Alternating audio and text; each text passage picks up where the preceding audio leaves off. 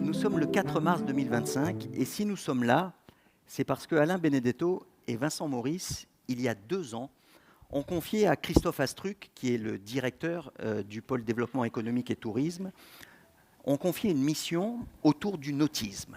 Alors avec sa chargée de mission, experte en nautisme, Valérie Béziot, ils ont commencé à travailler, à rencontrer tous les professionnels et il en est ressorti une étude que l'on va découvrir ensemble à travers un film. Voici tout ce qu'il faut savoir sur la filière nautisme du golfe de Saint-Tropez en vidéo.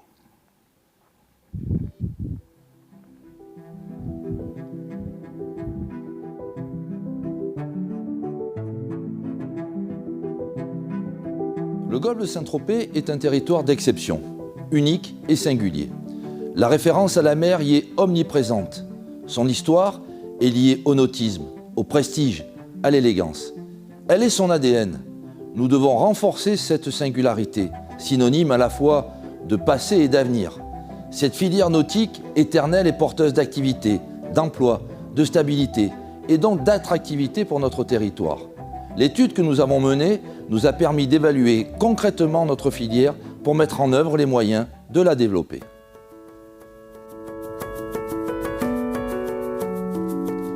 Le nautisme dans le golfe est organisé en 5 familles d'activités. Les études et l'ingénierie, la distribution, la location conciergerie et les transports, les services connexes, enfin la réparation, maintenance et fabrication sur mesure.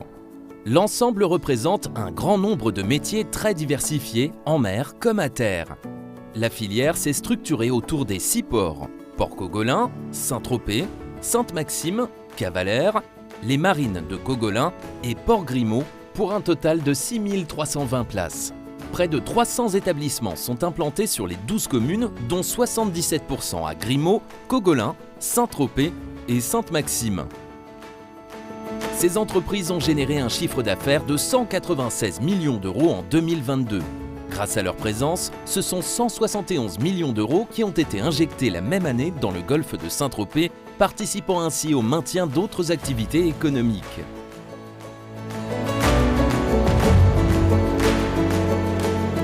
Les entreprises rayonnent en dehors du golfe et contribuent à sa popularité. Elles interagissent avec 3 types de fournisseurs, fabricants, distributeurs, constructeurs.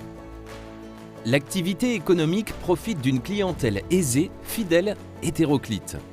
66% est française, 25% est européenne et 9% est internationale. Le territoire est une zone de convergence de renommée internationale, au sein de laquelle les entreprises décident, agissent, font preuve de souplesse et d'agilité. Cette confluence s'observe aussi autour d'événements nautiques qui s'égrènent de mars à novembre, comme les voiles de Saint-Tropez ou la Giraglia Rolex Cup.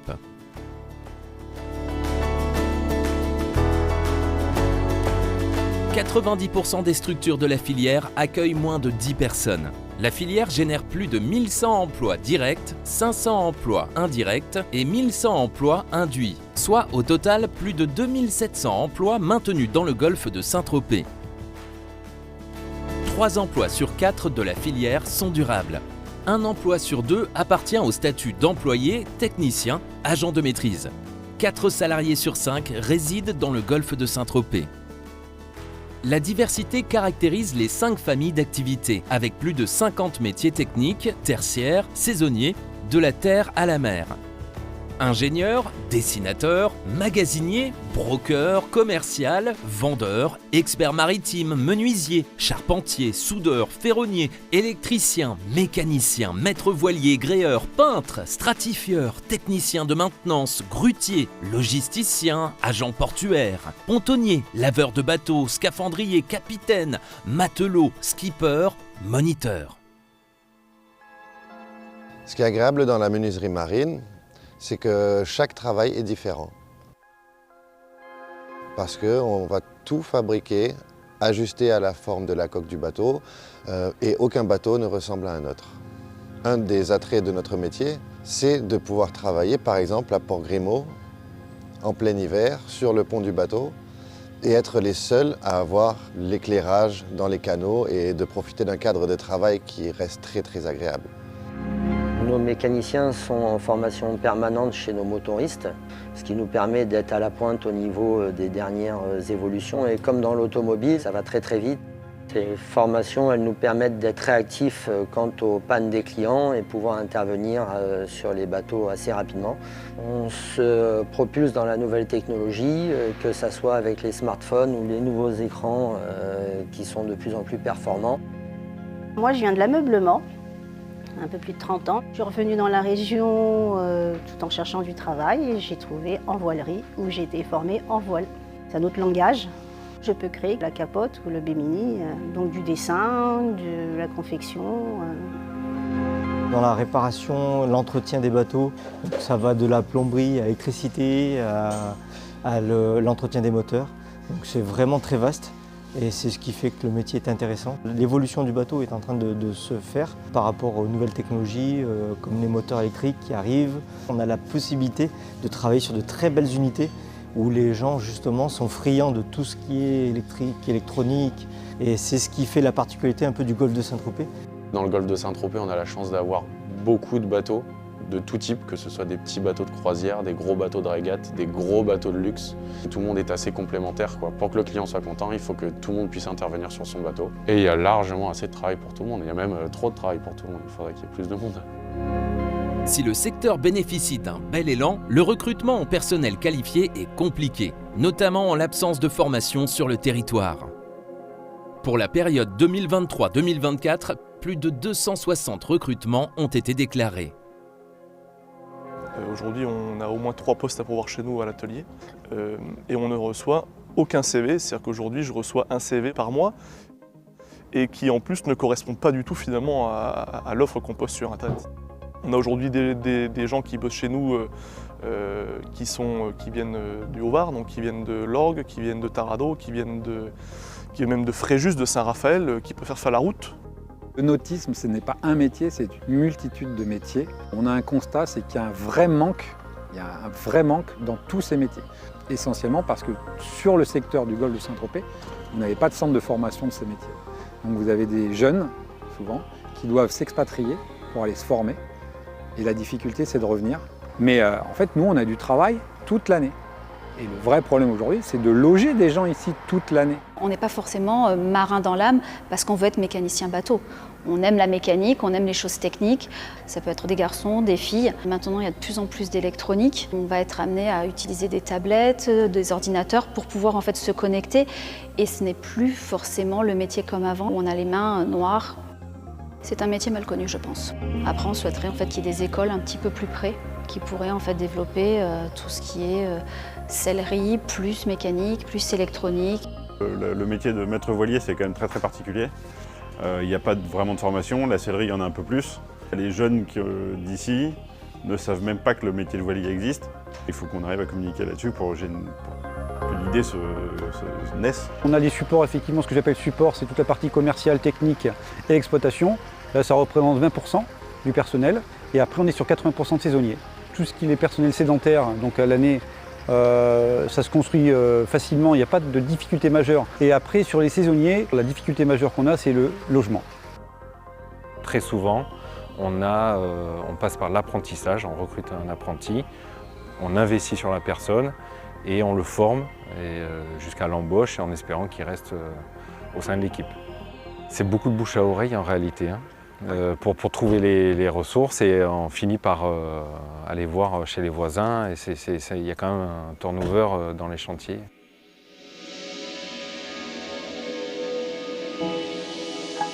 Dans le courant de l'évolution des technologies embarquées et de la prise en compte des enjeux environnementaux, le nautisme naturellement s'adapte.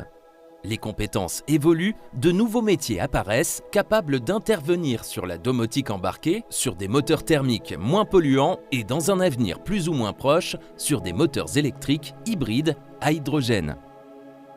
Les ports, quant à eux, accueillent les initiatives et les projets. Bornes électriques, Sibine, bouées écofer, nurserie à poissons, journées pédagogiques, label port propre et port propre actif en biodiversité. Et la requalification de leurs infrastructures est en projet ou en cours. Comme vous le savez, nous sommes un territoire en déception. La mer est notre patrimoine. Préserver notre environnement est donc une volonté de tous les élus du golfe de Saint-Tropez. À ce titre, nous nous engageons dans des travaux conséquents dans plusieurs ports, Cavalère, Sainte-Maxime et bientôt Port-Grimaud. Concrètement, ce que l'on veut, c'est adapter les ports aux évolutions du nautisme, avec des bateaux toujours plus importants, plus modernes, des usagers plus connectés, accélérer l'intégration de la transition écologique. La plupart de nos ports ont déjà les labels de ports propres et bientôt de ports actifs en biodiversité. Les autres doivent les rejoindre au plus tôt. Enfin, l'un de nos objectifs est aussi de relier les ports, lorsque c'est possible, au centre-ville des différents cœurs de cité. Les bateaux modernes d'aujourd'hui sont plus larges et moins longs sur la catégorie moyenne. Sur la grande plaisance, là on a une demande qui s'accentue sur de la grosse unité. On est certifié port propre et on a un label pavillon bleu. On s'est mis aux normes au niveau de la cale de halage, la zone technique. On a une zone qui est complètement étanche. Nous avons un débourbeur décanteur d'hydrocarbures. On a créé un point propre qui est spécifique aux plaisanciers. Nous avons maintenant un agent spécifique à l'environnement. Nous sommes en test avec des pontons flottants, avec des bornes économiques, avec des robinets spécifiques, avec des programmations où nous pouvons gérer directement le flux d'eau demandé par les clients. Je pense qu'il faut d'abord s'attarder sur l'évolution du profil des plaisanciers. Ce qu'on constate indéniablement, c'est leur vieillissement. Ce qu'on constate aussi, c'est un gros développement de tous les sites de location type Click and Boat, Samboat, qui sont moins lourds financièrement et logistiquement. L'aspect environnemental est un sujet important et il y a de nombreux investissements qui ont été réalisés. La création d'un point propre qui nous permet de gérer l'ensemble des déchets. On a mis aussi en place un service de collecte des eaux usées, directement par le biais d'une barge, directement de bateau à bateau. Installer des nurseries à poissons sous nos pontons pour protéger les poissons de leurs prédateurs. On a installé aussi une borne de recharge rapide pour les bateaux électriques pour essayer de développer un petit peu une plaisance un peu plus propre. Voilà, tout un tas d'investissements qui nous ont permis notamment l'année dernière d'obtenir la certification port propre. Il y a un gros travail de fond qui a été fait, le port a été entièrement remembré. On est passé de 1600 à 1400 anneaux. D'ailleurs, on en a profité aussi pour investir dans une solution informatique qui va nous permettre de télégérer toutes nos consommations à distance. C'est un modèle plutôt vertueux, à la fois d'un point de vue économique, on ne va pas se mentir, mais aussi d'un point de vue environnemental, puisque ça va nous permettre de détecter toutes les fuites d'eau en temps réel. Par de nombreux aspects, le potentiel du nautisme dans le Golfe n'est pas à démontrer. Au-delà d'être emblématique, le marché est porteur et n'est que peu impacté par les crises économiques. Il bénéficie d'un maillage de structures locales, riches en compétences, passionnées avec des opportunités d'emploi. Malgré cet état de fait, des freins conditionnent son évolution. Une offre immobilière et foncière très contrainte et un coût de vie élevé. Les conditions d'un nouveau souffle sont présentes. Un positionnement fort du territoire permettrait d'en tirer toute la puissance. Le nautisme dans le golfe de Saint-Tropez doit prendre l'élan de la transition énergétique. Pour cela, nous avons deux leviers. Le premier enjeu est de revaloriser le maillage local en confirmant l'excellence de nos entreprises, en créant ici les conditions d'études de montée en compétences, avec la création d'une école des métiers du nautisme par exemple. Le deuxième enjeu est de faire de notre territoire une référence de la maintenance adaptée aux évolutions technologiques. Ceci afin d'asseoir la singularité du golfe de Saint-Tropez grâce à une filière prestigieuse et véritable source d'attractivité.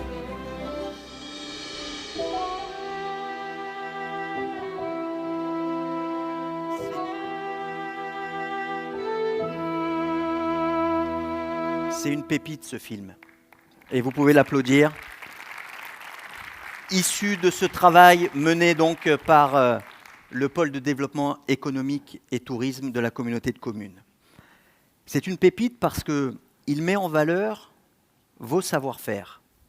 Il met en valeur les avancées en termes de défense de l'environnement, de la biodiversité, mais aussi ce film et cette étude est une pépite parce qu'elle ne se cache pas derrière son petit doigt. Et elle dit qu'il y a des problèmes de recrutement, qu'il y a des problèmes de formation, qu'il y a des problèmes de logement. Et c'est de tout cela dont nous allons parler cet après-midi ensemble avec des intervenants qui sont des experts dans leur domaine.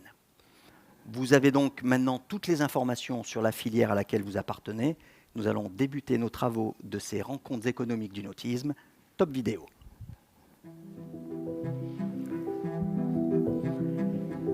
Et pour cette première partie, nous avons une première table ronde et je vous demande d'accueillir Vincent Golin. Vincent Golin, venez me rejoindre. Alors Vincent Golin est économiste, il est expert en marketing territorial. Asseyez-vous. Il a écrit de nombreux ouvrages, dont le dernier, 50 techniques pour réussir la mise en attractivité de votre territoire. Tout à l'heure, le président Vincent Maurice parlait de travailler ensemble, que tous doivent travailler ensemble en synergie. Alors, qui sont les acteurs, Vincent, d'une filière, en général, pour qu'on ait tous la définition ensemble de ce dont on va parler toute l'après-midi? Alors, d'abord, bonjour à tous et à toutes, merci de votre accueil. Alors, moi, je suis économiste de formation, donc une filière économique, pour les économistes, ça se définit de l'amont à l'aval. On dirait amont-aval, le film illustre tout ça, en fait. L'amont, on va plutôt dans la partie R&D, innovation, transfert de technologie, et puis à aval, on va avoir tous les métiers qui sont en contact avec les clientèles finales, qui peuvent être des métiers de la vente, de la maintenance, etc. Puis entre deux, on a la production, etc. Le problème de l'approche de la notion de filière, c'est qu'elle donne une impression d'une chaîne de valeur qui part donc de l'amont à l'aval et donc d'une ligne. En fin de compte, ce qu'on a vu dans le film, c'est un écosystème territorialisé. Sur le golfe de Saint-Tropez, on voit bien que finalement, il y a un certain nombre d'acteurs aujourd'hui qui existent, qui travaillent peut-être plus ou moins ensemble, mais qui constituent en fait cet écosystème qui fait la richesse de ce développement économique des 2700 emplois, 300 établissements, qui sont les deux chiffres pour moi importants à retenir, en tout cas de l'étude. Voilà, ça donne cette idée de consistance. Alors quand on parle de filière, le film le précise, sur le golfe de Saint-Tropez, il n'y a pas de formation. Et est-ce que dans une filière structurée, il y a de la formation automatiquement sur un territoire ? Je crois que de toute façon, alors il n'y a pas de règle absolue, mais dès lors que, en effet, les entreprises disent il y a besoin de formation, et donc il y a vraiment un besoin d'avoir une formation sur place et pas de formation déplacée. Oui, parce que là on le voit, les jeunes s'en vont et ne reviennent pas travailler sur le golfe. C'est un des grands sujets. Moi j'ai travaillé sur beaucoup de pôles de compétitivité, de filières territorialisées. Souvent, en effet, quand les jeunes s'en vont, on se dit toujours, même si on met des dispositifs pour les faire revenir, finalement on n'en fait revenir qu'une partie. Donc il est essentiel en effet d'obtenir de celles et ceux qui contribuent au financement de la formation et l'installation d'établissements, des établissements de formation qui sont, point important, quand même ancrés sur les besoins des entreprises. Et le fait d'avoir une étude comme celle-ci permet de déjà qualifier, en tout cas de cerner les domaines dans lesquels vous, en tant qu'entreprise, mais aussi vous, en tant qu'opérateur portuaire, vous aussi en tant que collectivité, vous avez besoin de compétences pour pouvoir solidifier ce volet de la demande en fait, de formation, et donc derrière que les opérateurs amenant de la formation, que ce soit de la formation initiale ou continue, et une idée des chiffres et des besoins. C'est un point important. Nous en reparlerons très précisément un petit peu plus tard dans l'après-midi de cet enjeu de formation. Une question très précise. On parle de structuration de la filière nautisme. En général, qu'est-ce que la structuration d'une filière? Ça veut dire quoi?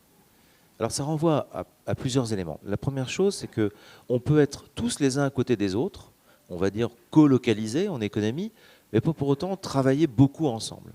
Donc la structuration, c'est la force des liens. C'est la capacité finalement à, par un dispositif qu'on évoquera par la suite, mais faire travailler ensemble les acteurs. Deuxième volet, structuré, c'est de se dire, mais qu'est-ce qui ne va pas?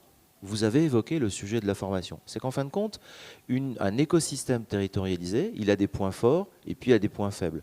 On parle quelquefois de trous dans la raquette, comme une raquette de tennis dans laquelle vous auriez des trous et on se dit, bah mince, je ne suis pas efficace en termes de compétitivité parce que j'ai des trous. Donc la structuration de filière, ça vise évidemment à travailler à réparer ces trous, à aller chercher des compétences qui vous manquent sur le territoire et qui vont permettre au territoire et aux entreprises de gagner en compétitivité.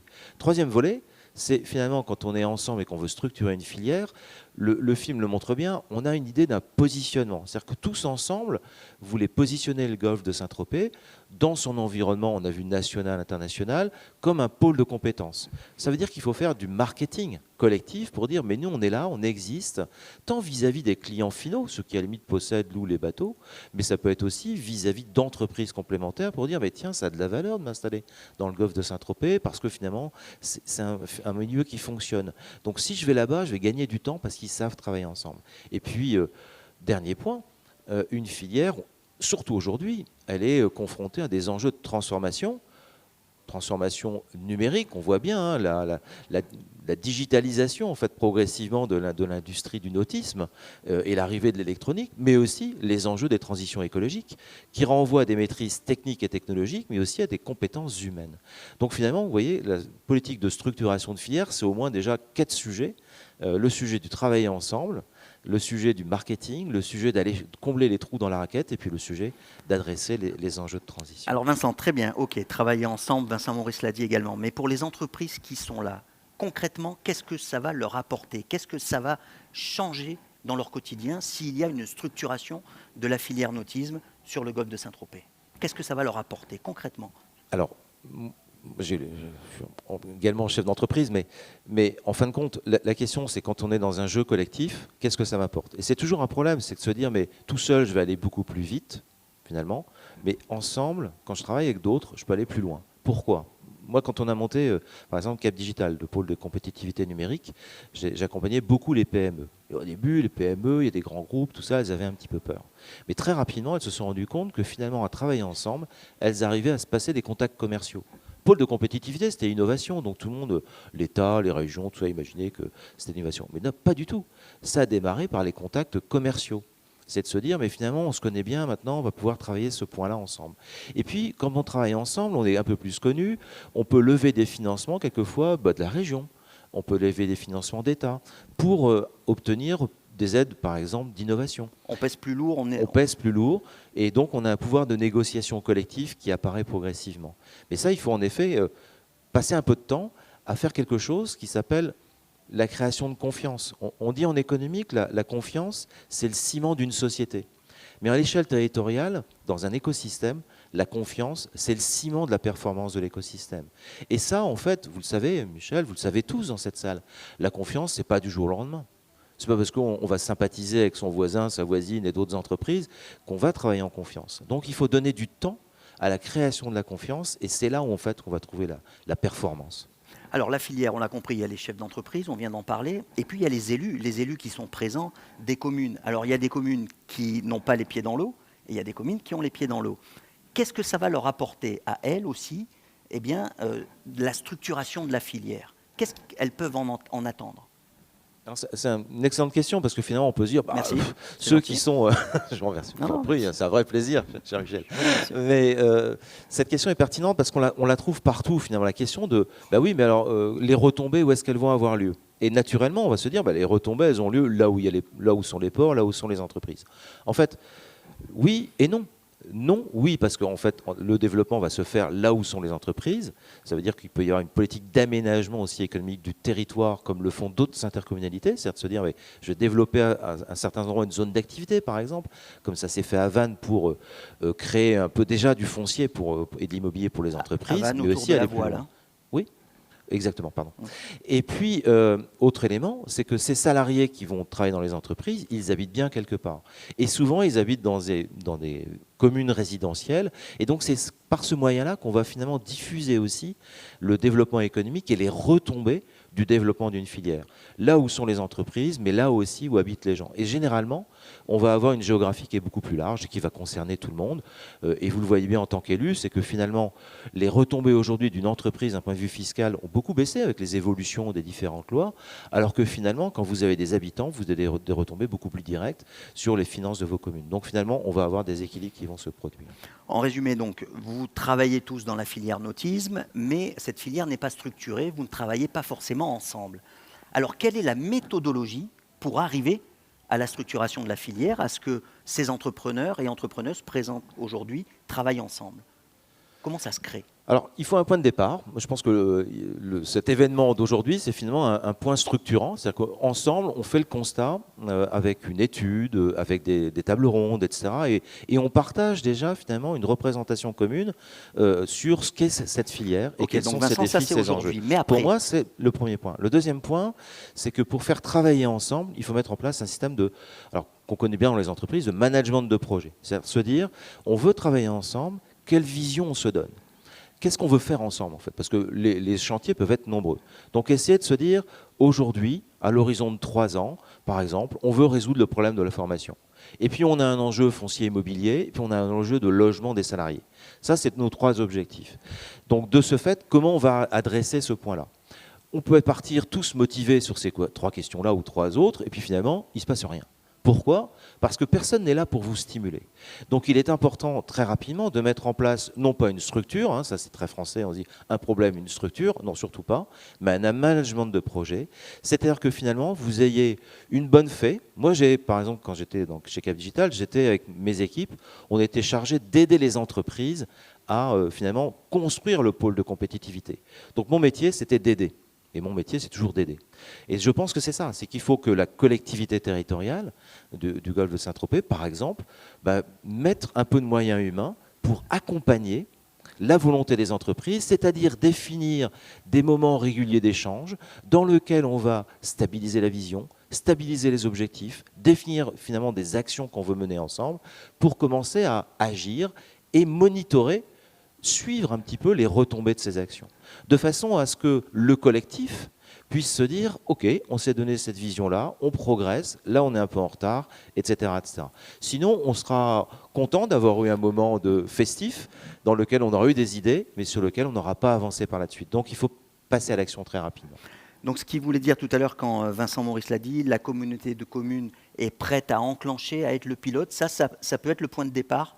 Moi, je pense que le rôle des collectivités territoriales, le rôle de la fonction publique, c'est ça, c'est de finalement ne pas faire à la place d'eux, mais de donner les moyens de faciliter le travail collectif. Et ça, c'est vraiment quelque chose qu'on observe dans différents domaines, dans le développement économique, dans le tourisme, dans la culture, etc.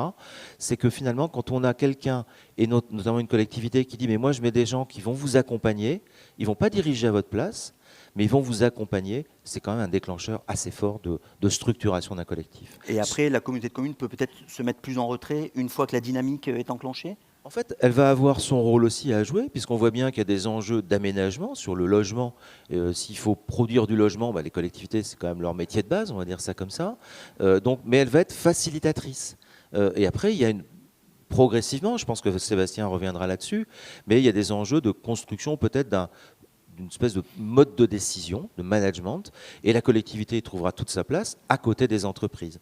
Dans le pôle de compétitivité Cap Digital, c'est les entreprises qui étaient majoritaires en termes de financement quand il y a une structure, mais aussi en termes de prise de décision. Mais ça ne veut pas dire que les collectivités ne faisaient rien, mais elles étaient dans leur métier. Il y a d'autres structures dans lesquelles les collectivités sont plus majoritaires parce qu'il y a des enjeux quelquefois plus forts de transition, etc. etc.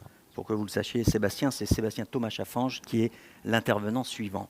Est-ce qu'il y a des écueils auxquels il faut faire très attention quand on structure une filière, quand on part sur un nouveau projet, comme ça peut se passer ici? Moi, je pense que les écueils sont le revers de ce qu'on veut faire. La première chose, c'est qu'il faut rester toujours à l'écoute du collectif. Quand vous commencez à lancer une dynamique collective, vous pouvez avoir énormément de sujets. Donc, il faut arriver à les cerner. Et puis après, vous pouvez vous détourner de ces sujets-là. Donc le point de réussite, c'est de faire en sorte qu'il y ait en effet une équipe qui vous accompagne et que cette équipe soit à votre écoute et à l'écoute des chefs d'entreprise et que chacun dans le collectif puisse par moments s'exprimer pour dire mais là, il y a un truc qui ne va pas, on n'est plus en phase avec les attentes de départ. Et ça, c'est le point pour moi essentiel. Après, il y a énormément de techniques et d'astuces pour faire en sorte que ça fonctionne ou ça ne fonctionne pas. Mais c'est souvent lié au fait que votre équipe qui va vous accompagner la structuration de la filière, elle est de la compétence là-dessus, comme un entraîneur finalement dans une équipe, vous pouvez penser rugby, football, tout ce que vous voulez, c'est pas le meilleur des joueurs, au contraire, c'est peut-être quelquefois le moins bon. Mais par contre, il a cette compétence qui est d'arriver à fonder un collectif et d'aller gagner des matchs ensemble. C'est un petit peu ça finalement. Mais il faut aussi écouter ces joueurs. C'est un petit peu ça. Vous êtes, si vous me permettez ce parallèle, des joueurs de l'écosystème de la filière nautisme. Vous pouvez avoir une équipe qui est là non pas pour diriger, mais pour vous accompagner. Et il faut qu'il y ait un excellent dialogue entre vous tous et on rejoint la notion de confiance. Vincent, comme vous êtes incollable sur Brigitte Bardot, vous savez que donc les coquillages et les crustacés, pour finir, même s'ils en ont un peu marre quand il fait très chaud, qu'il y ait des touristes, ils se disent, bon, pour finir, c'était bien quand même quand il y avait les touristes. Est-ce que la structuration de filière pourrait permettre, même si on l'a vu dans le film que certaines entreprises travaillent à l'année, pourrait permettre justement d'amener du business en plus, pas seulement dans la période estivale, mais aussi tout le reste de l'année. Est-ce que la structuration de filière peut apporter ça ? Évidemment, enfin, je pense que les objectifs, et on le voit bien dans les chambres d'entreprise, il y a des freins aujourd'hui au développement d'entreprise sur les recrutements, qui sont quelquefois liés au fait que personne ne postule, qui sont quelquefois liés au coût de la vie, la difficulté à trouver des logements. Donc, en effet, en sous-jacent, il y a cet objectif finalement de faire en sorte que les entreprises puissent recruter pour répondre à leurs besoins de croissance et de développement. Donc, évidemment, l'enjeu est là, faire en sorte qu'on puisse accompagner le développement de la filière de cette manière. Et ce que je dirais, c'est que le développement d'une filière, à côté de la filière touristique, mais avec la filière touristique, parce qu'on voit bien qu'il y a des clientèles communes, est un point important, et que ça permet, quand on a une filière économique, de lisser aussi l'économie sur plusieurs secteurs d'activité. Ce qui est important, vous savez qu'on a connu par exemple la crise de la Covid. La crise de la Covid a arrêté toutes les activités qui étaient des activités de flux. Bon, évidemment, quand on dépend d'activités de flux, c'est particulièrement gênant. Les territoires qui étaient plus diversifiés en économie ont amorti un peu plus, au-delà des aides de l'État, ont amorti un peu plus les choses. Donc finalement, je trouve que c'est assez adroit de développer la filière nautisme parce que finalement, elle nourrit votre filière touristique et en même temps, elle permet, avec une filière qui travaille toute l'année, d'éviter cet effet de bosse et de creux, d'avoir une économie qui serait purement dépendante d'une économie touristique, qui est une économie saisonnière, même avec les ailes de saison, etc. etc. Donc là, ça permet d'avoir finalement un développement économique beaucoup plus, je dirais, en continu sur l'ensemble de l'année. Et si on poursuit votre réflexion et votre logique, on se dit une activité toute l'année, ça veut dire aussi peut-être plus de visibilité pour les business, pour les communes, à l'international comme au niveau national ? Alors, la visibilité, la lisibilité d'un territoire, c'est un travail permanent, en effet, mais c'est aussi un effort. Bon, vous avez souligné gentiment, quand je suis monté sur la scène, qu'un de mes domaines de spécialité, c'est le marketing, mais appliqué au territoire. Donc comment en fait finalement entreprises, collectivités, associations, quelquefois représentants d'habitants travaillent ensemble. Donc en effet, quand on a commencé à structurer une filière, il y a un travail marketing à faire et en effet on peut pousser le marketing dans les périodes de basse saison touristique pour faire par exemple de l'événementiel purement économique, pour aussi développer un certain nombre d'attractivités pendant ces éléments-là. Donc on va quelquefois avoir des actions qui vont être contre-cycliques par rapport aux dimensions touristiques pour justement lisser beaucoup plus les choses et faire en sorte que finalement, quand on est en période de basse saison touristique, on communique toujours sur le golfe de Saint-Tropez, mais sur un volet beaucoup plus économique, ce qui permet à la marque Golfe de Saint-Tropez, excusez-moi, une dimension un peu plus technique, mais finalement d'être connu sur différents aspects tout au long de l'année.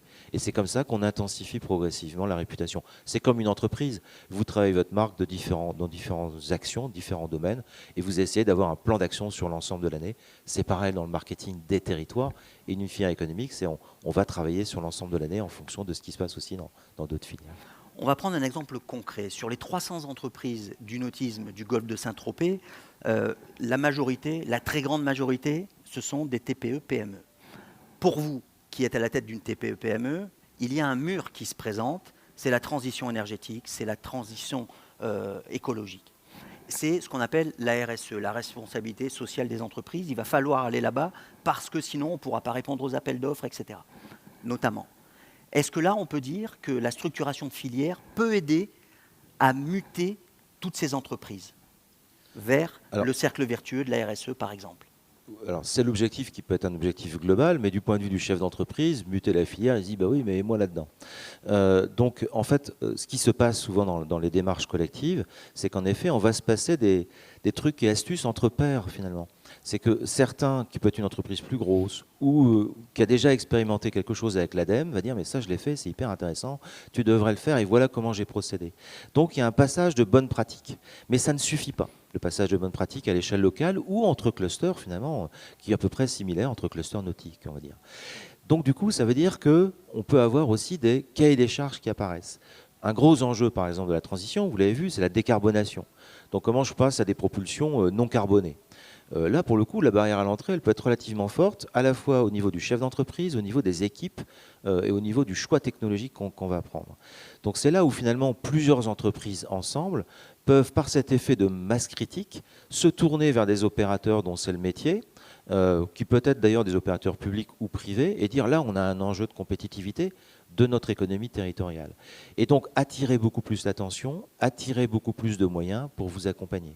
C'est ce qu'on a fait par exemple dans d'autres secteurs, dans le secteur touristique, sur le tourisme durable, ou la bascule de certains établissements. Par exemple, j'ai travaillé sur le secteur hôtelier. Comment on fait pour amener des bonnes pratiques pour le secteur hôtelier? Finalement, on a d'abord passé des bonnes pratiques et puis après, on a identifié des cahiers des charges, des besoins mutualisés qui permettaient après d'aller chercher des financements, des compétences techniques, etc. pour finalement faire progresser les entreprises par rapport à leurs propres objectifs et à leur situation de départ. Voilà. Donc le collectif, il permet ça, notamment dans les transitions. Alors, vous le savez, vous l'avez compris, on se dit les choses cet après-midi. Vous avez des chefs d'entreprise face à vous. Est-ce qu'une structuration de filière, c'est plus de business, concrètement? C'est comme quand vous rentrez dans une association. Souvent, quand on rentre dans une association, on s'est donné des objectifs. Dans certains cas, c'est des objectifs de business. Donc, on peut en gagner si et seulement si on y passe un peu de temps. Si on se dit, finalement, je rentre dans la structuration de filière, ça me plaît bien, puis vous y passez pas de temps, vous n'avez pas, en fait, tisser ces liens qui vont être nécessaires. Vous n'allez pas vous faire entendre. Donc c'est une démarche qui est pour moi créatrice de valeur. En tout cas, dans beaucoup d'endroits en France, et il n'y a pas de raison que ce soit différent chez vous, c'est créateur de valeur, mais ce n'est pas quelque chose qui arrive de manière automatique. Moi, je suis économiste et développeur économique. On dit toujours le développement économique, ce n'est pas automatique.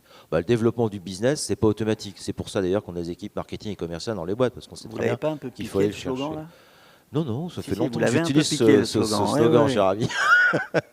Mais bon, et donc du coup, c'est pareil dans le business, c'est que si vous voulez développer votre business par une démarche collective, il faut accepter de passer un petit peu de temps, comme dans une association, finalement c'est un collectif, pour pouvoir faire entendre votre voix, orienter les choix collectifs, mais aussi bénéficier des retours d'expérience des uns et des autres et y gagner.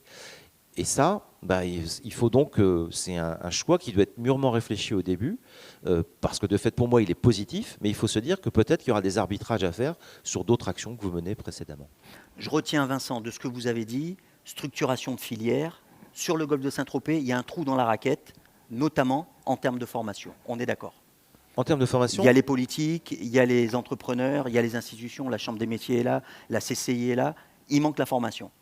Pour vraiment une structuration c'est clair, de filière. Je pense que de toute façon l'enquête le montre fortement. Je pense qu'il y a d'autres briques sur lesquelles vous pourriez regarder, la partie production, la brique aussi de ce qu'on appelle les techno-providers, puisque vous êtes dans un écosystème qui est en train de changer. Donc la maîtrise de la technologie va devenir un élément important. Vous savez que quand vous achetez sur étagère de la technologie en permanence, vous êtes dépendant de vos fournisseurs en technologie. Donc il y a des enjeux dans certaines structurations de filières qui est justement de regagner de la souveraineté, je veux dire locale, sur certaines technologies. On ne peut pas tout faire, mais sur certains points qui sont clés pour vous, vous dites là, il faut qu'on arrive vraiment à développer des choses. La région, par exemple, finance beaucoup d'innovation. Et donc, c'est quelquefois un moyen de connecter un écosystème local avec la région pour obtenir finalement des moyens, des leviers pour vous permettre de gagner en souveraineté technologique. Vincent, merci beaucoup. Non, vous partez pas. Alors, venez avec moi, Vincent. Vous allez vous installer dans un des deux. Ils sont beaux, nos canapés, n'est-ce pas? C'est Roche-Beaubois. Allez-y.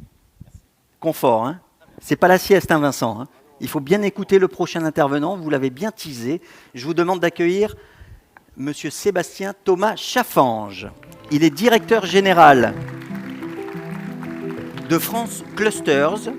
France Clusters, c'est 300 membres. Ça représente 80 000 entreprises. Et vous existez depuis 25 ans. Exactement. Sébastien, pour que tout le monde, et ça c'est important, ait le même vocabulaire, la même définition à chaque mot, qu'est-ce qu'un cluster? Parce qu'on se dit peut-être que dans la structuration de filière, le cluster pourrait être un outil. Alors, qu'est-ce qu'un cluster? Alors déjà, bonjour à tout le monde. Alors le cluster, j'ai l'habitude de le définir avec les doigts d'une main. Un cluster, c'est d'abord des entreprises. C'est le premier élément. L'étude l'a bien montré, hein, c'est souvent des PME, des TPE, 80% là, dans le cas présent. C'est le cas généralement en France. Hein, donc on a effectivement ces entreprises, plutôt des entreprises, des petites entreprises en tant que telles, mais pas que. Un cluster, c'est un regroupement d'entreprises. C'est-à-dire qu'il faut une thématique qui regroupe ces entreprises. Alors il peut y avoir différentes thématiques de regroupement. Ça peut être, on peut parler de filières en tant que telles, donc de manière verticale, ce qu'expliquait Vincent tout à l'heure. Ça peut être sur tout simplement un savoir-faire. Alors, moi je viens de Lyon, pas très loin, il y a le décolletage de la vallée de l'Arve. Donc on a des clusters effectivement sur ce savoir-faire en tant que tel. Ça peut être sur des technologies. Cap Digital peut être un bon exemple effectivement de ce type de regroupement. Et ça peut être aussi lié à un marché. C'est bien même souvent aujourd'hui on constate effectivement beaucoup de regroupements d'entreprises sur cette thématique du marché, sur l'accès au marché en tant que tel. Le troisième, un territoire. Ça c'est important. On est effectivement sur un territoire d'accroche. C'est important parce qu'en gros, ça veut dire, on y reviendra sans doute, il faut qu'il y ait de la confiance et il faut que les acteurs puissent tout simplement dialoguer. Il faut de la proximité pour ça, d'où l'importance du territoire. Ce territoire, il peut être à géométrie variable. Je vous ai cité le décolletage de la vallée de l'Arve. Je ne sais pas si vous connaissez la Haute-Savoie, mais c'est vraiment tout petit, hein, la vallée de l'Arve. Et à côté de ça, vous avez des territoires qui peuvent être, on peut avoir des clusters à l'échelle d'une région, voire plus. Du golfe de Saint-Tropez. Et le golfe de Saint-Tropez, bien entendu. On va avoir des projets alors collectifs, ça c'est important. C'est vraiment cette idée effectivement d'avoir, on parle de coopération ou de coopétition. On n'est pas naïf non plus, on sait très bien que les entreprises, elles peuvent être en concurrence les unes par rapport aux autres, donc on parle de coopétition. Si elles viennent dans un cluster, c'est qu'elles ont des problématiques qu'elles ne peuvent pas résoudre toutes seules.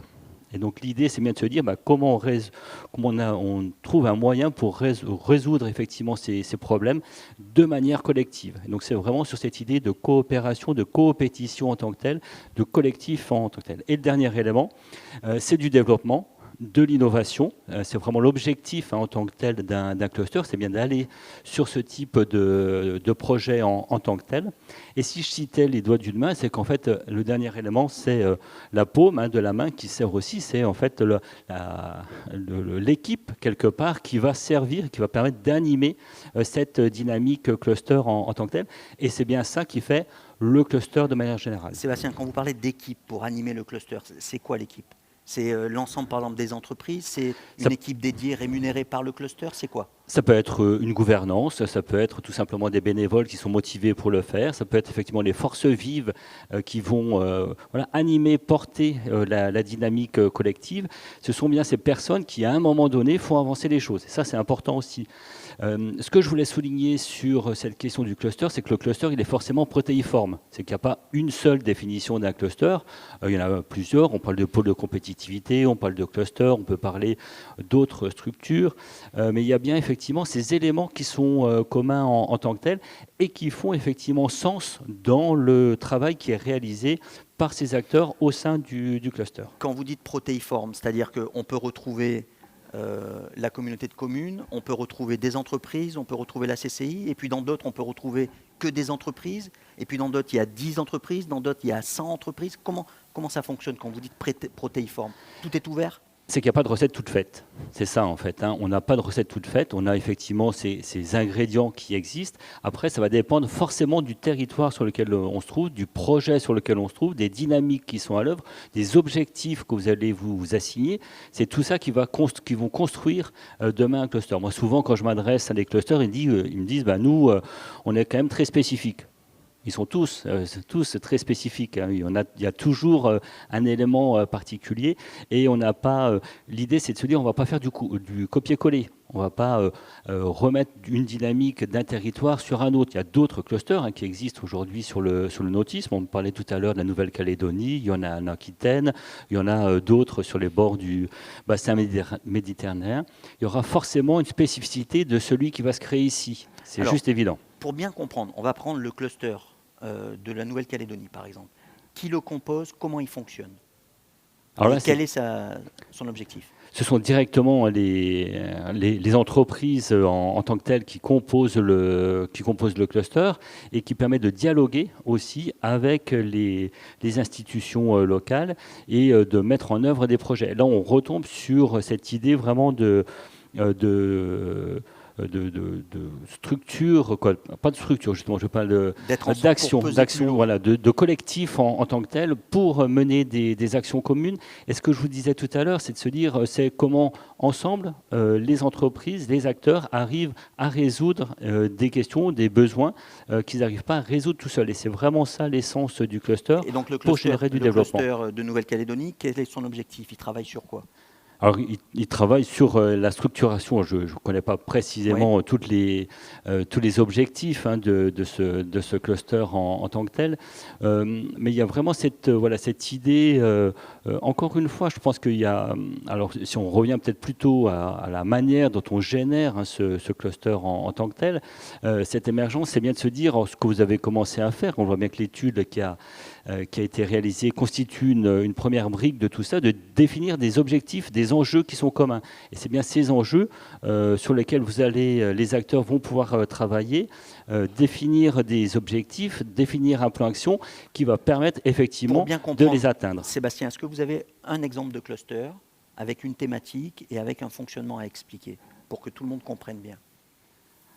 Alors, qu'est-ce que je vais pouvoir prendre? On a parlé de Cap Digital. Hein. Vincent l'a évoqué, effectivement, Cap Digital sur la question du numérique en Ile-de-France. Voilà, on a des entreprises du numérique en Ile-de-France qui se regroupent. Là, on a un aspect technologique qui joue, qui se constitue... Alors, déjà autour des acteurs du numérique sur ce territoire, avec un objectif de développement des entreprises en tant que telles sur cette thématique, alors qui encore une fois est protéiforme, hein, puisqu'on va retrouver à la fois des SS2I, on va retrouver différents marchés, ou en tout cas différentes formes dedans, des entreprises du jeu vidéo. J'ai travaillé un petit peu dans le jeu vidéo également, donc on voit bien qu'on a un ensemble d'acteurs qui peuvent être, encore une fois, assez différents les uns des autres, mais qui vont mettre en commun un certain nombre d'éléments pour développer des projets. Je trouve que c'est intéressant, notamment sur Cap Digital, parce qu'on voit bien qu'on a des structures qui sont assez différentes, justement, dans ce pôle de compétitivité, avec des grands groupes, avec plutôt des TPE, sur des marchés qui peuvent être assez différents, mais qui vont partager notamment des technologies sur lesquelles on va pouvoir développer de nouveaux projets en tant que tels et se dire demain, appliquer par exemple des technologies du jeu vidéo. Je l'ai vu récemment sur un marché de la mesure pour scanner des pièces et permettre d'intervenir dans des endroits confinés et notamment dans les centrales nucléaires. On utilise aujourd'hui des technologies du jeu vidéo et c'est bien ça que permet ce type de projet. Tout seul, on n'aurait pas eu forcément l'idée d'appliquer cette technologie sur cet autre marché. Le fait d'être ensemble, d'avoir cette émulation quelque part, ça donne effectivement ces idées et ces nouveaux développements. Et on parle bien effectivement de développement sur de nouveaux marchés en tant que tel. Est-ce que quand on parle de cluster, on parle de mise en commun aussi de moyens financiers pour arriver à ces résultats que vous venez d'évoquer? Financièrement, comment ça fonctionne le cluster et quelle est sa forme juridique? Alors là encore, on peut retrouver plusieurs typologies. Souvent, ce sont tout simplement des associations, qui est la forme juridique la plus simple et la plus souple qu'on puisse avoir, qui permet notamment aussi d'avoir du développement commercial en tant que tel. Ça va fonctionner avec un système de cotisation. Donc ça permet effectivement une mise en commun, en tout cas d'avoir des ressources communes et après des contributions qui vont être en fonction des projets sur lesquels les uns et les autres vont directement intervenir. C'est-à-dire, je vais participer à un projet d'innovation, je vais effectivement abonder sur ce projet d'innovation.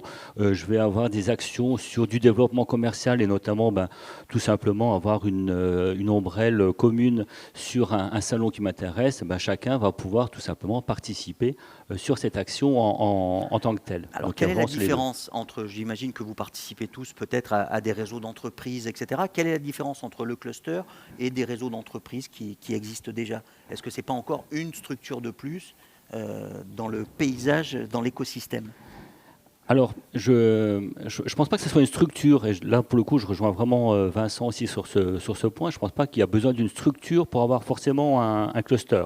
Pour moi, c'est une dynamique. Ça, c'est un élément qui est important. Ça va être un mouvement, ça va être une mise en dynamique des acteurs qui vont développer des projets en commun. Peut-être qu'à un moment donné, il y aura besoin de structurer quelque chose pour avoir touché effectivement des subsides ou autres.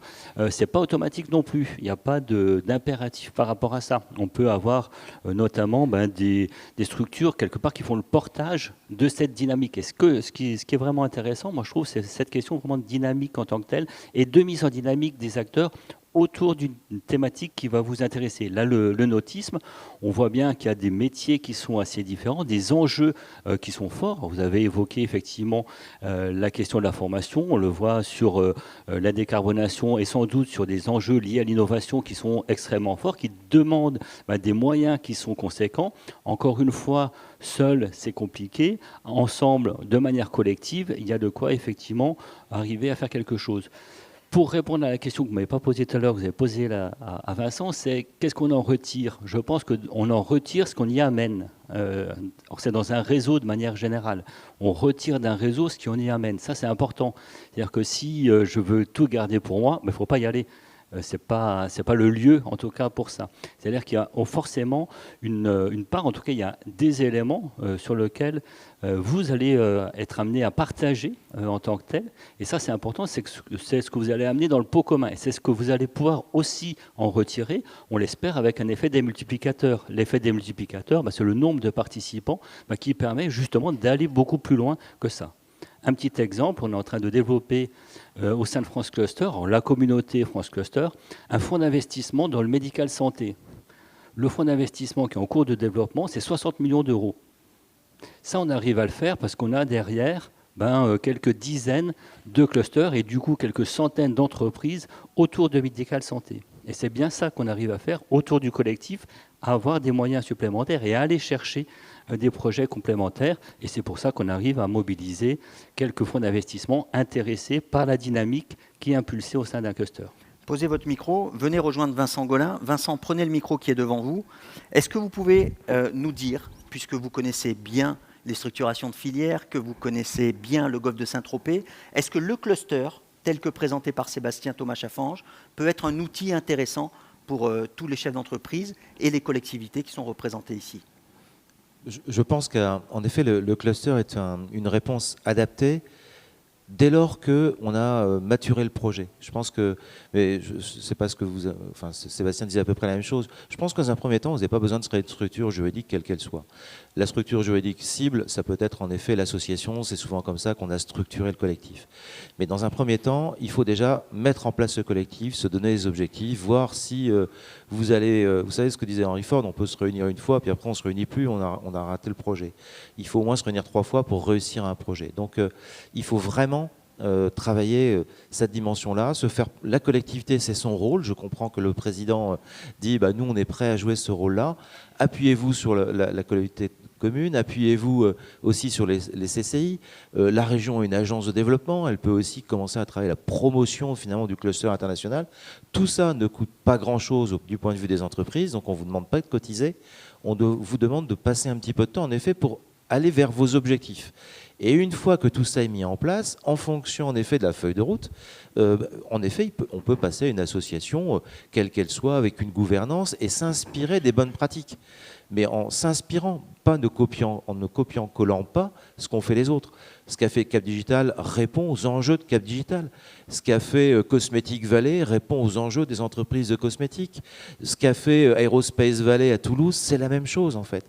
Chaque fois, il y a des collectifs qui se sont dit « Ok, nos objectifs c'est ça », puis à un moment, ils sont allés souvent sur de la structuration pour ces questions de juridiques, j'entends, pour ces questions de levée des financements, comme Sébastien l'a expliqué, ou aussi faire des actions ensemble dans lesquelles ils avaient besoin d'avoir un pot commun. Moi, par exemple, j'ai accompagné des clusters à l'international sur des salons. À un moment ou à un autre, il faut avoir un fonds commun pour arriver à mutualiser les dépenses des uns et des autres. Finalement, c'est comme ça qu'on s'est appuyé sur une structure associative parce qu'elle permettait de mutualiser des dépenses entre du secteur public, privé et puis des sponsors tout simplement.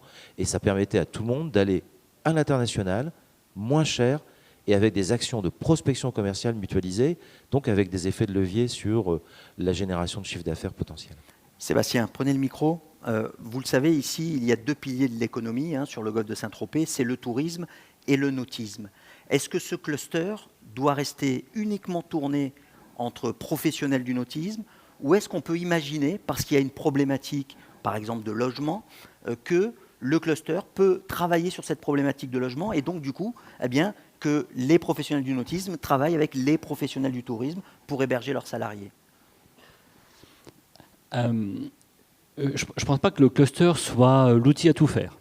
Il y a des champs de compétences, il y a effectivement des éléments, voilà, des collectivités qui peuvent intervenir sur un certain nombre de compétences que vous citez, la formation, le logement sans son. Par contre, je suis persuadé que ça peut être des accélérateurs de ce type de projet. C'est-à-dire qu'effectivement, le fait d'avoir ce regroupement d'acteurs au sein d'un cluster doit permettre d'aller plus vite sur des projets tels que ceux-ci, sans pour autant faire à la place d'eux en tant que tel. Ça, je pense que c'est aussi un élément important à bien définir. Le point de départ, c'est de définir les enjeux, les objectifs qui vont être communs aux acteurs qui vont être réunis dans le cluster. Et pour reprendre peut-être sur la partie émergence, moi, ce qui me semble aussi important, c'est d'avoir quelque part un tiers de confiance qui permettent de faciliter l'émergence de ce collectif. Ce tiers de confiance, alors ça peut être la communauté de communes, effectivement telle qu'elle est ici sur Saint-Tropez, motivée pour accélérer le développement de la filière nautisme. Dans certains cas, ce sont des chambres consulaires. On travaille notamment sur la région Centre-Val de Loire avec un réseau qui s'appelle The Place by CCI. Là, c'est la chambre de commerce qui est moteur dedans. Ça peut être directement les chefs d'entreprise qui, encore une fois, un collectif, un premier noyau qui prennent le sujet à bras-le-corps et qui décident effectivement de réunir leurs pairs pour travailler sur ces différents sujets. En tout cas, il faut qu'il y ait ce tiers de confiance qui permette d'enclencher la dynamique et de définir quelles sont cette feuille de route, les actions qui vont être mises en place. Et ça, je suis aussi assez intimement persuadé qu'il faut assez rapidement passer à des choses assez concrètes pour enclencher cette dynamique. Il faut prendre le temps également. Ça, c'est un autre élément que je voulais mentionner, c'est-à-dire que tout ça, ça ne se décrète pas. Ça, c'est il faut apprendre à se connaître. Il faut apprendre à se connaître. C'est la confiance dont parlait Vincent tout à l'heure. On ne dit pas comme ça du jour au lendemain, je vais partir à Los Angeles sur un salon. Il faut apprendre à se connaître. J'ai souvent l'habitude de mentionner la pyramide de Maslow, parce qu'on est tout simplement des êtres sociaux.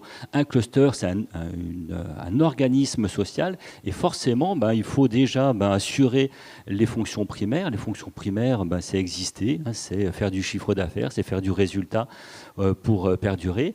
Par la suite, il faut apprendre à connaître ses pairs, avoir confiance, ça c'est un élément qui est important.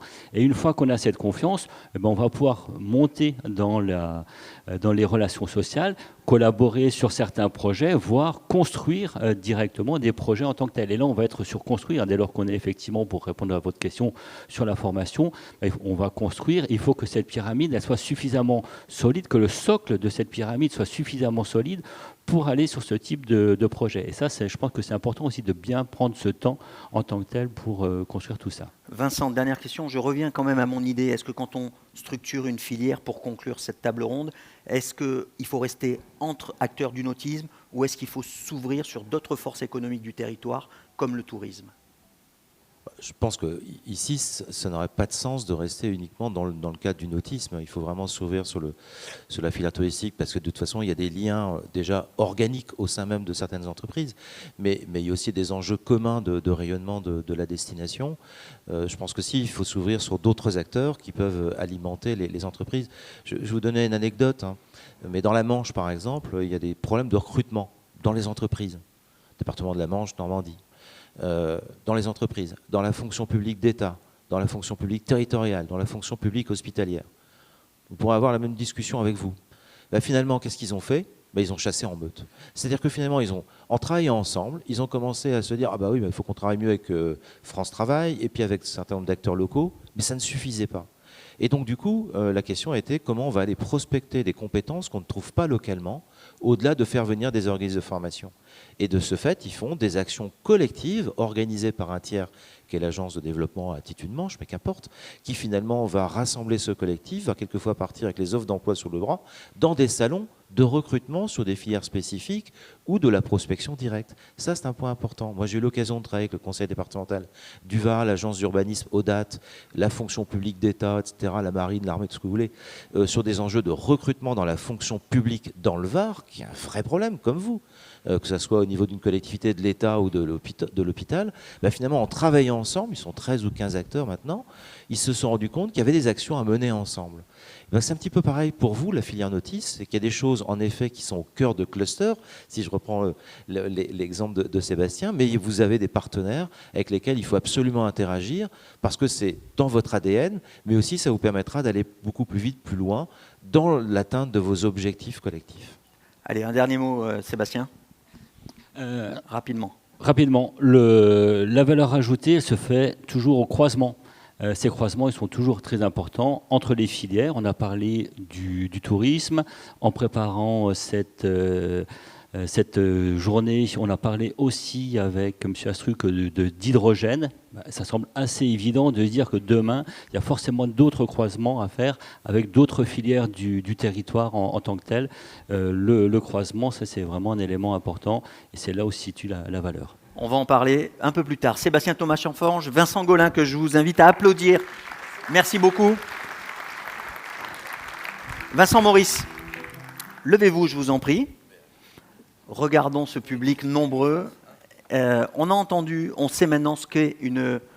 Je vais me mettre là, comme ça, j'ai l'impression d'être moins... Hein non, parce que moi, si on est d'accord, je... Alors, on sait ce que c'est maintenant une structuration de filière. On sait qu'il y a un outil de cluster. Vous, qu'est-ce que vous retenez? Mettez-vous dans la lumière. Alors, j'ai trouvé les interventions très intéressantes. Alors, ce que je voulais préciser, et c'est d'ailleurs pour ça qu'on est là aujourd'hui, la communauté de communes, ça fait très peu de temps qu'elle a pris la compétence développement économique avec Alain Benedetto.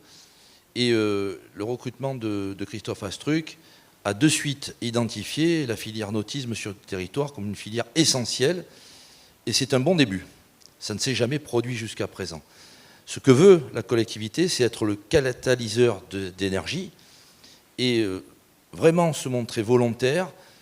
Et peu importe le process qui sera choisi, pôle de compétitivité, cluster, qui ont été très bien expliqués par nos intervenants, la collectivité veut accompagner le monde du tourisme et sa filière. Et bien sûr, est consciente des lacunes qui ont été évoquées tout à l'heure et de l'absolue nécessité de progresser ensemble. Alors, c'est notre premier rôle, on va vouloir catalyser, c'est d'ailleurs ce qui a été très bien démontré. Je rappelle que nous sommes dans une région, et je le dirai tout à l'heure en conclusion, présidée par Renaud Muselier, qui a vraiment identifié aussi ce secteur dans la région sud, et qui investit beaucoup. Une première chose que nous pouvons déjà faire avec la communauté de communes, c'est déjà de fédérer les professionnels et les accompagner dans leur développement. Pourquoi? Parce qu'on a tous les outils, y compris à la communauté de communes aujourd'hui, pour monter les dossiers et les accompagner à la région sur les aides financières des entreprises. Ça paraît presque rien, mais c'est déjà beaucoup dans le développement économique. Nous avons autour de nous, avec l'Union patronale du Var, avec la CCI, avec la Chambre des métiers, qui sont très bien représentés dans le golfe de Saint-Tropez, des partenaires avec qui nous pouvons ensemble essayer de prendre la direction nécessaire pour la mise en valeur de ce pôle économique important du nautisme. C'est un bon début. Alors nous allons, nous, évidemment, avec Christophe Astruc et les élus, nous structurer aussi, ça ne va pas se faire en un jour, mais petit à petit, voilà, la volonté y est déjà. C'est déjà le premier pas que nous avons fait ensemble, et c'est pour ça que je me réjouis que tous les professionnels soient là aujourd'hui. Donc, c'est la première étape avant de voir ensemble, effectivement, quel type d'architecture on va donner à ce pôle nautisme. On va prochainement avoir des locaux, d'ailleurs, neufs, à la communauté de communes, qui vont se consacrer au développement économique, dans lesquels nous allons vouloir créer une pépinière d'entreprise, et nous allons y consacrer une grande part au nautisme. Je le dirai aussi en conclusion, il y a de belles initiatives qui arrivent avec le lycée du Golfe qui veut monter un BTS sur la filière nautisme. Ça, c'est très important. Et pourquoi pas, dans l'avenir, essayer de commencer à travailler. Et c'était déjà une idée que nous avions émise sur un établissement de formation au métier du nautisme. Alors, pas la palette qu'on a vue, ça serait évidemment trop compliqué. Aucun établissement en France ne peut se réjouir d'avoir toute la palette des métiers. Mais au moins sur des métiers spécifiques pour lesquels la main-d'œuvre est compliquée dans le Golfe à trouver en termes de formation. Alors, je ne vais pas maintenant parler de tous les autres problèmes qu'il faut surmonter, mais déjà un peu les orientations que veut donner la communauté de communes pour mettre un pied à l'étrier. Ça serait déjà celui-là. Voilà, je ne veux pas être trop long parce que c'est que la première table ronde. La communauté de communes va amorcer. Merci beaucoup. On vous retrouve tout à l'heure et on aura des conclusions sur la formation.